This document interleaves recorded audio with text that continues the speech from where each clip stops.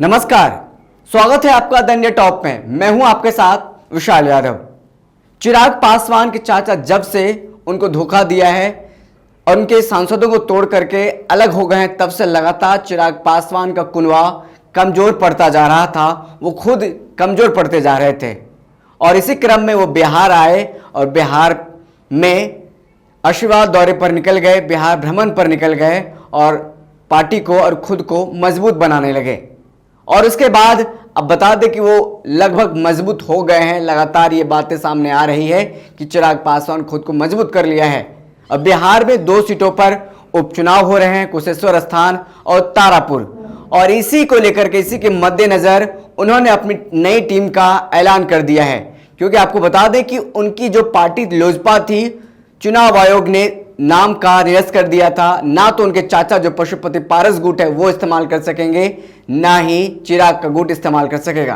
क्या है पूरी खबर, यह हम आपको आगे बताते हैं। आपको बता दें कि लोजपा रामविलास पार्टी के प्रमुख चिराग पासवान ने नई टीम की घोषणा कर दी है। एलजेपी रामविलास पासवान की नई टीम में वेद प्रकाश को प्रदेश युवा एलजेपी अध्यक्ष बनाया गया है। साथ ही वही यामिनी मिश्रा को छात्र प्रकोष्ठ की कमान मिली है।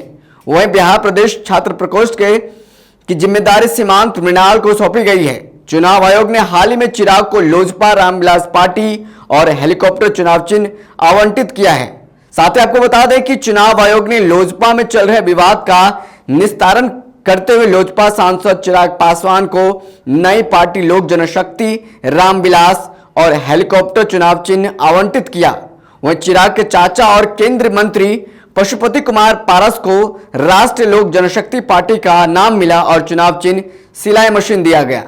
चुनाव आयोग के इस फैसले के बाद लोक जनशक्ति पार्टी औपचारिक रूप से 2 हिस्से में बंट गई है। और साथ ही साथ आपको बता दें कि चुनाव आयोग ने चिराग और उनके चाचा पशुपति पारस के नेतृत्व वाले 2 गुटों के बीच चल रहे विवाद के बीच यह फैसला सुनाया था। इससे पहले चुनाव आयोग ने लोक जनशक्ति पार्टी लोजपा के चुनाव चिन्ह को जब्त कर लिया था। चुनाव आयोग ने कहा था कि लोजपा के चुनाव चिन्ह या पार्टी के नाम को दोनों गुटों में से कोई भी बिहार विधानसभा उपचुनाव में प्रयोग नहीं करेगा। मालूम हो कि बिहार में 2 विधानसभा सीटों पर उपचुनाव 30 अक्टूबर को होने हैं, जिससे बिहार की कुशेश्वर स्थान और तारापुर विधानसभा सीटों पर मतदान होना है। इन सीटों पर होने वाले उपचुनाव के लिए सभी राजनीतिक दल कमर कस रहे हैं।